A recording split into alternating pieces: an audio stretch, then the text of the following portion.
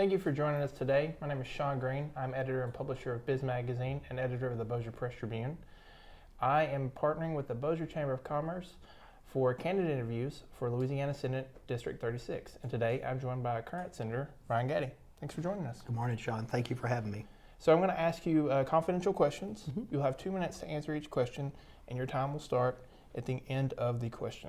Thank you. Are you ready? Yes, sir. Okay, let's get started. So, on average, auto insurance in Louisiana costs $1,302.11 per year, compared to the national average of $935.80. That's from 2016 data, according to the Insurance Information Institute. Almost 42% more is what that costs. That's according to states' minimum required insurance. What would you do to bring our auto insurance cost in line with the national average? You know, Sean, in 2016, when I first got elected, that was the number one reason that I ran. And we began to look at all the factors that deal with how insurance premiums are calculated in our broken court system, or our tort system. And what I found out is that in the 90s, we did court reform, but we didn't do premium reform. And every time we give big insurance something they want, we should demand an insurance reduction. That came to a head in 2016. I drafted 3 bills that would lower rates, and all those were killed by big insurance and donors that are supporting my opponent. However, somehow they flipped that on me and said it was my fault. So in 2018, I allowed a special commission to be formed to study these rates. They assigned 12 people to that commission. 6 were insurance lobbyists. And in House Bill 372, we found out never was vetted by the actuaries. The actuaries said the bill would raise rates. And that's what we came down to. So here's some things we can do next year. We've learned from our mistakes. Number 1, we can't keep electing people that are backed by big insurance. Number 2, we have to listen to the people and have a real task force that is actuarially sound. But the main thing we have to do is we have to tell big insurance they can no longer use credit score to set rates. Because when you use credit scores to set rates, we're in a poor state. Sean, you know this, just in our area, people have gone through some bad times, their credit score is low, and we found out from the insurance hearings in my committee that the Commissioner of Insurance allows insurance companies not to look at your driving record. They look at your credit score. If your credit score is low, you get charged more. So yeah, we're seeing in the lower end of the credit scores, they're paying higher rates than other states, but once you creep up to the higher credit scores, they have another way of charging you for those. And then they look at other factors to upcharge you in your premiums. Now listen, this is a long debate. We need tort reform. I drafted a bill to give us 2-year prescription because as a claim becomes a petition, man, it gets expensive. And Florida has a 4-year prescriptive period, and that's what I was shooting for to help. Okay, very good. We're going to move on to number 2. When we read stories about XYZ company choosing not to come to Louisiana because of our legal climate, how do we correct that? You know, it goes back to what we talked about in the first question, tort reform. There's some things we can do to get good businesses to come here, but when we talk to those businesses as they come, and look, I just went through this with Fiberbond. I said, how can we keep you here in Louisiana? And so we did it, we kind of reverse engineered the decision to stay. And they shared with me, look, we have a great education system, we need to fix our roads, and we need to help with some other issues that help businesses. So I began the process of setting up a matrix to determine what different types of businesses needed to stay here or move here. And we've heard a lot in the last 10 years about people leaving Louisiana and taking their jobs with them. And I didn't want to be a part of that conversation. While other politicians were on the phone and on the radio talking about Fiberbond leaving and blaming this person or that person or people that aren't even here anymore, I did the opposite. I went and sat down with the CEO of Fiberbond, and I said, where are we dropping the ball? He said, you're dropping it here, here, and here. Then I leveraged every friendship I had, from the governor to DOTD to mayors to city councilmen, police jurors, and I brought them all to the table, even the Department of Military, because we had to use part of Camp Minden to get that routing done. Now listen, it was very hard work. It took about 2 years to get it right. But I tell you what, I think you can search the newspapers and look through everything. I'm the first person to say we worked together and saved 750 jobs. And so what other companies are looking for, they're looking for dedicated politicians who will put all of their personal issues aside and work diligently for that constituent, either the constituent that is the business that is here or the ones that's coming. Now, a lot of what we hear about tort reform, after I boiled that down over 4 years, is what makes us different from every other state is our court system. And what makes our court system different is we have a very short prescriptive period of 1 year. By the time a business realizes that they had a claim, they're being sued. In Florida, it's a 4-year prescriptive period, so folks can work their stuff out before they get to the courthouse, and we're going to change that. Okay. Question number 3. Do you think ITEP should remain as is with local control, or all control should be at the state level? Well, this is a big issue for our race. Robert Mills, in March of 2018, he went to the Bossier Police Jury wanting an ITEP exemption. He asked for $1 million in property tax forgiveness for Calumet as their vice president for their Princeton plant. And when they asked how many jobs he was creating, on page 10 of the minutes, it clearly says 1 job. Now that's a broken system. I mean, Vince Maggio down at his store, he creates more jobs than that, and we can't keep giving these businesses unaudited exemptions and they're not creating jobs. What I found in looking at ITEP is either magic or tragic. And the tragic part is what we need to fix.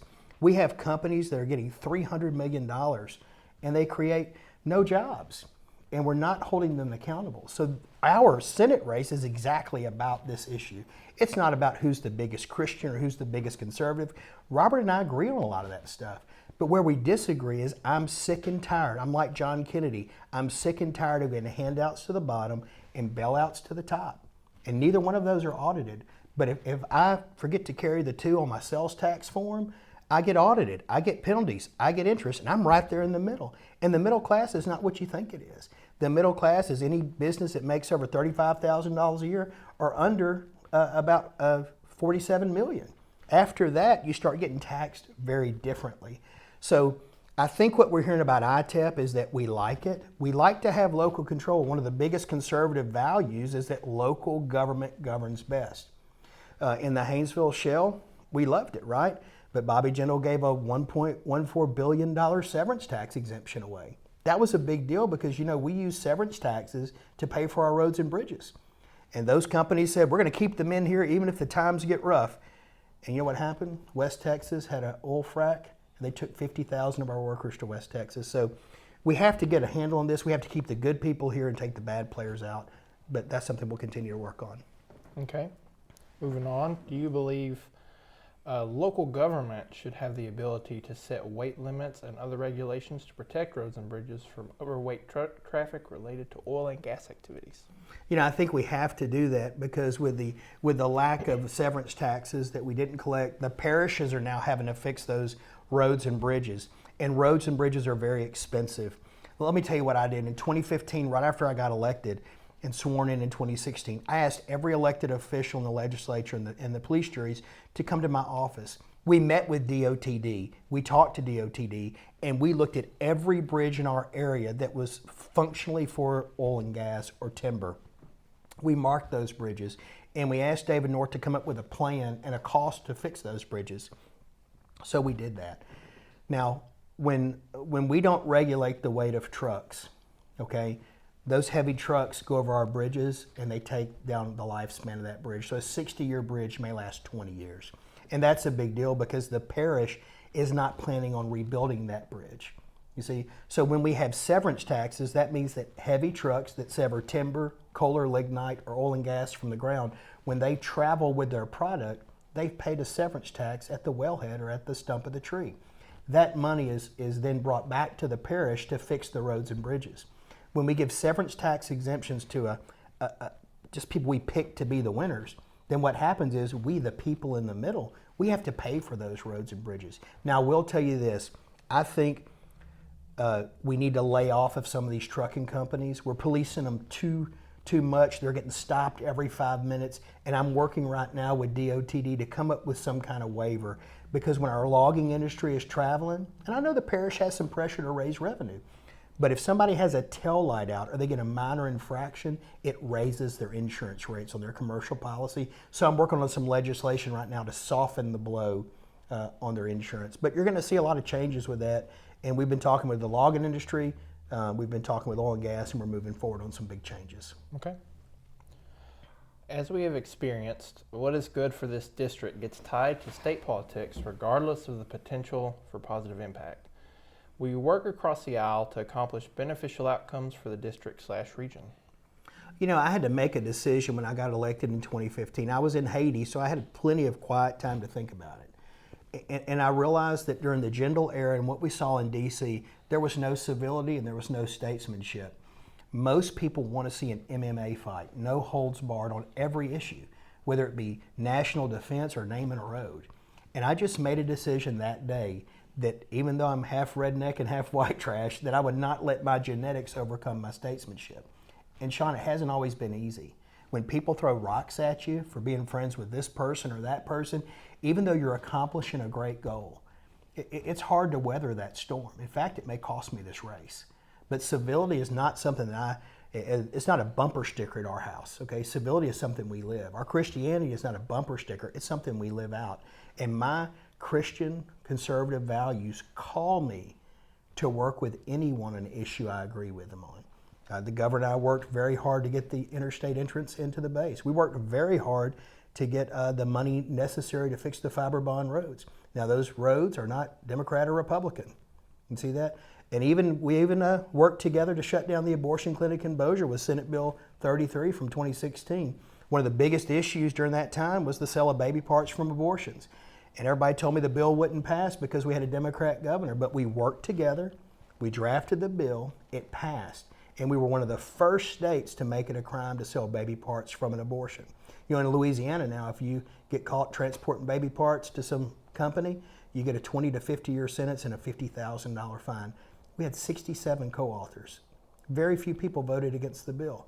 So I guess, Sean, I have a knack for doing that with my training as a lawyer and a judge and a mediator. I can kind of look out into the environment, find the middle ground, and plow through that rocky ground and get people to agree. I drafted 62 bills, 22 became law. I think that's a track record that speaks for itself. Well, on that note, how do we get the state elected officials to work together again and put the partisan issues aside? I mean, you really can't. What we're seeing in this race today, I mean, you have Robert Mills. He was mad about a property tax exemption that he didn't get $1 million for creating one job. He felt entitled to that. And most of the people at the top getting bailouts, they're kind of running politics now. I wasn't supposed to win last time. I'm not supposed to win this time. I care more about Fiberbond, ValveWorks, and Maggio's store than I care about what the billionaire is going to think of me at the end of the day. Heck, I don't even have their numbers. A lot of my friends in the legislature, they won't even touch a button without a lobbyist telling them what to do. I just pray about it and make the tough votes. And I think I don't think people like that about me. They want to know, when we passed the foster care legislation, they said, what lobbyist told you to do that? And I said, it was foster parents. I had a crawfish bowl at my house. They said, wow, that's a great idea. I should start doing that. But I tell you what we're seeing really in our area is partisan politics. I'm not getting attacked because I'm not Christian enough or conservative enough. I mean, look, Robert Mills wanted $1 million for one job. March of 2018, the Bossier Police Jury said, we just can't do that for you. Show us you're creating jobs. 2 months later, he hires a campaign manager in Baton Rouge, hired my campaign manager away from me, Jason Hebert. Jason sent me an email in May saying, I'm going with Robert Mills. Robert sent me a text, I'm running for office in May. And then he moved to the district to run against me.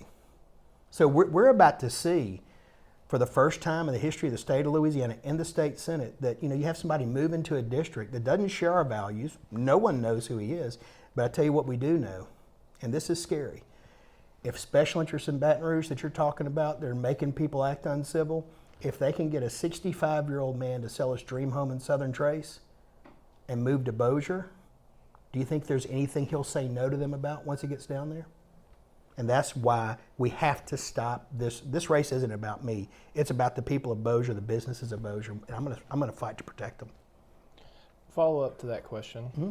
Describe a time where your leadership brought divisive people together to achieve a common goal. I think one of the biggest things we had was initially we had a pretty big deficit. Our fiscal year runs from July 1st to June 30th. We got elected in January. A lot of people think we had a deficit for the next budget we were planning. We had a deficit for that fiscal year.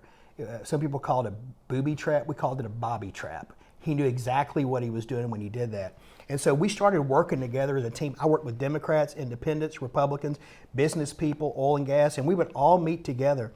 And some people wanted to do a retroactive income tax. And I said, businesses can't handle that. They said, yeah, we're going to send them a bill for last year and collect it before June. I said, no, that'd be devastating to my area. So we cobbled together a Republican idea. Trump was talking about it. John Kennedy was talking about it. And it's what we call a fair, flat tax. A fair tax means everybody pays it from the bottom to the top. So a sales tax is paid by illegal aliens to billionaires, right? So it's fair. A flat tax means it's the lowest possible amount taken from the economy from each person to balance your budget. And so we worked on that, and we worked on that. And although a lot of people up here didn't vote for it, I voted for the penny sales tax. We brought people together from all sides, and some said this is fair, some said it's not fair, but we came together with a 27-month compromise. The abortion bill wasn't easy either. I mean, I had pro-choice people vote for a bill that made it illegal to sell baby parts. We had a bill that Demetric Evans told me about. He was tired of people getting pulled over and not knowing what to do. And he's a 6'5" African-American retired NFL player. He said, Ryan, will you draft a bill that teaches kids in driver's ed what to do when they get pulled over? And I said, yes. That brought Republicans and Democrats together. Our foster care bill with kids aging out. 25% were going to prison, 22% were homeless. We had to work together with Democrats and Republicans to pass that foster care legislation. So we have a long track record of working together. Most of my bills passed unanimous. With the current financial structure within the state, and healthcare and education are commonly on the chopping block, what is your stance on a constitutional convention? And if you are in favor, what do you want to specifically change? You know, I think the whole thing about having a constitutional convention is just smoke and mirrors. It's a red herring. We've had this debate every year in Senate Finance for 4 years, and it takes up about 10,000 man hours. And at the very end, people realize this is not going to solve any problems. You know, it's kind of like trying to pick where to go eat lunch after church with your kids. It's going to be a fight, and you're going to end up home, and everybody's going to have indigestion. So the Constitution really has two main buckets of money that big interests want at. And this is where South Louisiana Republicans differ from Bossier Republicans. There are two things. Supplemental pay is protected. It's about $100 million, and it helps fund our local first responders. The second bucket of money is the MFP. It's about $3.8 billion, and it's divvied up at the beginning of each school year to pay for the children in public schools. Now, when you hear someone say we're going to have a constitutional convention, it has nothing to do with what our founding fathers wanted. What they want to do is unlock that MFP money. And let me tell you what that's going to look like. Right now, Mitch Downey, his MFP gets wired to him in his account. He doesn't have to beg for it, ask for it, plead for it, prove up that he needs it, okay? If the MFP is taken out of the Constitution, it's fair game to cuts. So then he has to come to the table at Senate Finance with 64 other superintendents. And maybe he's an A district, and they say, well, look, Mitch, you're going to get 80% of your MFP. Well, that's about a $25 million hit to the Bossier School Board. So when I hear constitutional convention, really that's just a way to get ourselves off the issue. The real problem with our budget is this, and it's simple. We give handouts to the bottom and bailouts to the top, and everyone in the middle pays everything. We pay full freight plus their freight. And we can't get blood out of a turnip. So that's why when I asked for fair flat taxes in April of 18, this is why Robert Mills moved into my district. Because $12 billion is given away in exemptions, and I wanted to take part of that away to get rid of the state income tax. Okay. Question number 9. School of choice has become a hot topic statewide and within our region.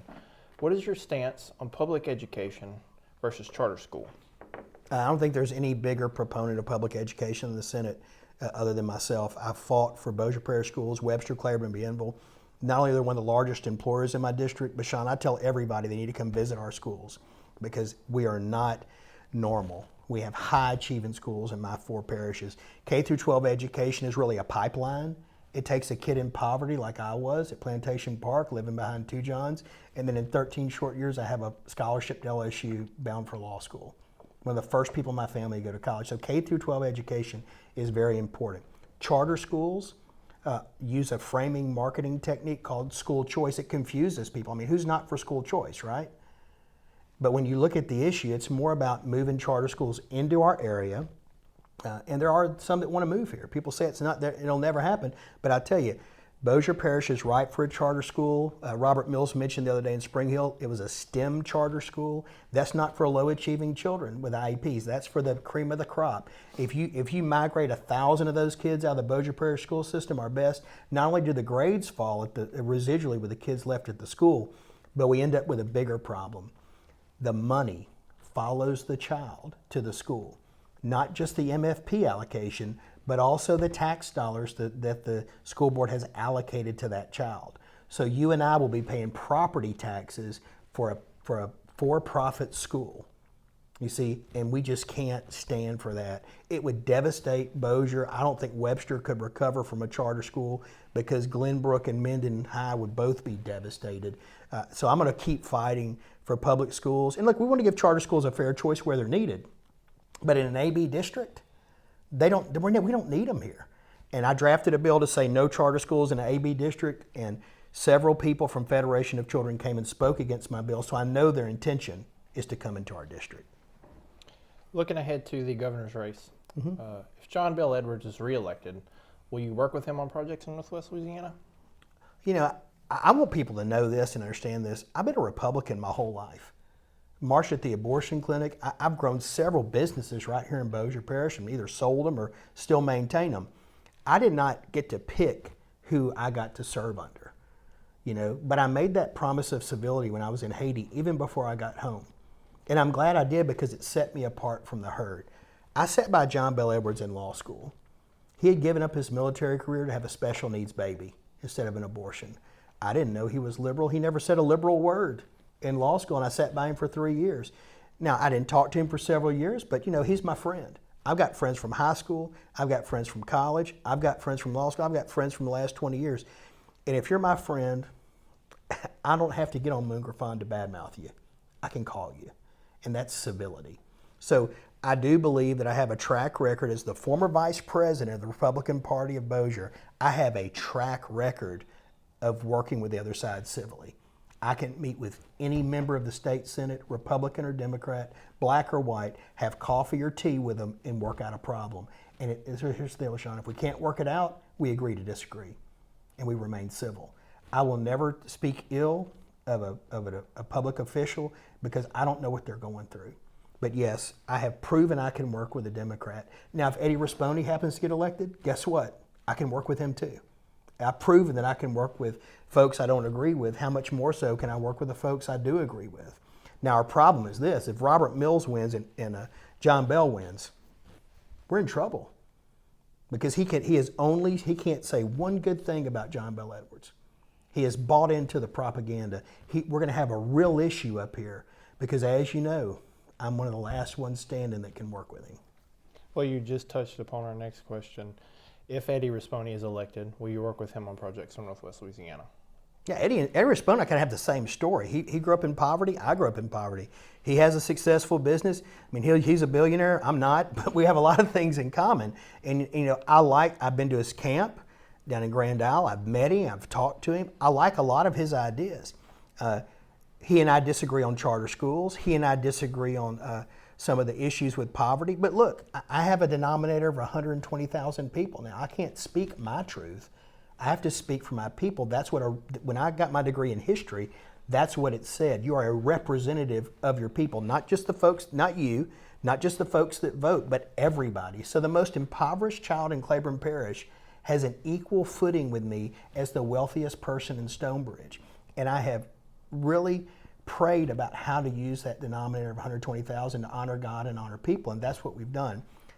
But I can work with Eddie Rispone. I like his ideas about infrastructure, how he's going to fund it, how he's going to work with people. And look, I agree we need to make a lot of cuts, but he's going to learn just like I learned. You have to get 144 people to agree with you.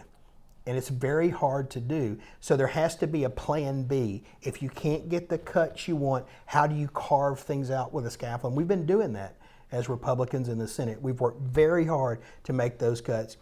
But I could easily work with Eddie Rispone. He's a great guy. He's funny. Like he has a camp down in Grand Isle called Making Memories. And we went down there fishing with a bunch of guys. And he's a great guy. I could easily work with him. But once again, the same civility I've shown Democrats, of course I'm going to show that same civility to Republicans when we disagree. Okay. Question number 12. What is your top priority that aligns with the gubernatorial candidates? You know, I think in Bossier Parish and Webster Parish, Claiborne and Bienville, one of the top issues where we align with Eddie Rispone is just kind of carving back the size of government, maybe rolling back Medicaid to where it helps the people that need to get help. I think we can have a consensus on that. He wants to really bring Louisiana into the Trump era. I think, I have an impoverished district, a large part of it. So he and I may disagree on that. I personally agree with him. But if I didn't have 120,000 people I was answering to God for, I'd have a different opinion. So those are things we can work with. When on John Bell's side, he's helped us with Barksdale Air Force Base, fiber bond. He's helped us with a lot of the oil field roads and bridges that we needed. John Bell's more of a engineer in the Army type guy, so he understands roads, bridges, infrastructure, military needs. So I think I could work with either one, but I think we'll probably see success with either one that gets elected. We have proven success with John Bell, and we'll have proven success with Eddie Rispone. It'll just take a short amount of time. Okay. Getting close to our final few questions here. What bills would you submit in your next term in the Louisiana Senate? We've been talking to folks because I've already drafted 62 bills. A lot of those should have passed. 22 did pass. Here's what I'm working on right now. The logging industry has a very unique situation with their insurance. I have sent several of them my ideas, and one idea is really this. People don't want to move from the 1-year prescriptive period to a 4-year prescriptive period because their fear is that person will build a case for 4 years. So I was up one night studying what other states do, and we do this in employment law. You have to send a 6-month, there may be litigation letter. So if you were going to sue someone in a car wreck and you had 4 years to file suit, you would have to send them a letter in 180 days to say, hey, I just want to put you on notice. There might be a lawsuit coming. Because what happens is, if we can get those cases fixed before expensive lawyers come in or billboard lawyers come in, then the adjuster and the plaintiff that was hurt, they can work that out for 1/10 of the cost when lawyers get involved. Now, of course, when I drafted those bills, I made 2 people mad, insurance and lawyers, right? So we're struggling through that. I also think on the social side, I'm going to keep fighting for prayer in school, and I want to keep fighting for fair flat taxes. I just don't think it's fair that we give $12 billion in bailouts to people that admittedly don't create jobs. Like Robert wants $1 million for one job. Golly, imagine if he created 3 jobs. Does he want Bossier Parish to give him $10 million? And then you have folks like ValveWorks and Fiberbond, Maggio's store, the home store, the dental offices, the medical offices. If we're going to give one segment of the community a bailout, shouldn't everybody get it? And if we can't afford it, Sean, to give it to everybody, then we shouldn't give it to anybody. So either way we deduce or induce that reasoning, we're going to have to get back down to fair flat taxes are fair, and that's the American way. So I have a couple of bills. I don't want to disclose it all, but I have a couple of bills I think that'll shake things up on the tax issues. Okay. And final question here, wrapping up. What are your top 3 priorities for Northwest Louisiana? First is jobs. Working through the fiber bond issue really allowed me to say, wow, we can save jobs. We can compete. If we will get off the radio and stop complaining like a lot of politicians do. If we just sit down with that CEO, look him in the eye, get knee to knee with him, say, look, I'm here to help you and I'll do whatever it takes. I'll leverage every friendship I have to get you to stay here. They appreciate that. I told Graham Walker, we can have anybody on the stage that helped you. I have no ego. He said, Gatti, you and Wayne McMahon are the only ones that helped. Nobody else called me. Not the U.S. Senator, not the U.S. Congressman, no one. No one pitched in. That rock soup had 2 people baking it, me and Wayne McMahon. And Wayne came in at the tail end of Gene Reynolds last year. So, look, we have a deficit when it comes to politicians that want to do the job. And that's why they're out to get me. You see? So I think jobs are the main thing. We have to do tort reform and premium reform. Kurt Talbot said he was going to do it, but he had 11 people on his committee and 6 were lobbyists. That was just cooking the books to get him elected to the Senate. And look, I like Kurt. He's my friend, but, we got to work that issue out when I get down there. So we have jobs, tort reform, premium reform, and then really just sticking with our Christian conservative values. We've got to shore those up for the next generation. We have really, Sean, we've surrendered so much land in that battle, we barely have enough room to launch a counterattack. And that bothers me more than anything. And I guess 3A or 3B would be we have to have those fair flat taxes for our small businesses. We can no longer afford to keep putting our whole tax burden on the mom and pop small businesses that are members of our local chambers. And so we're going to keep working with that. We're going to work across party lines. And I'm not afraid to draft a bill. And I'll tell anybody that listens to this, those 62 bills I drafted, those came from constituents. Those came from people just like you, and we'll continue to draft those bills and do the hard work to get them passed. Okay. Senator, I want to thank you for your time and your forwardness in answering these questions from Bossier Chamber members. Thank you for watching, and good luck on November 16th. Thank you.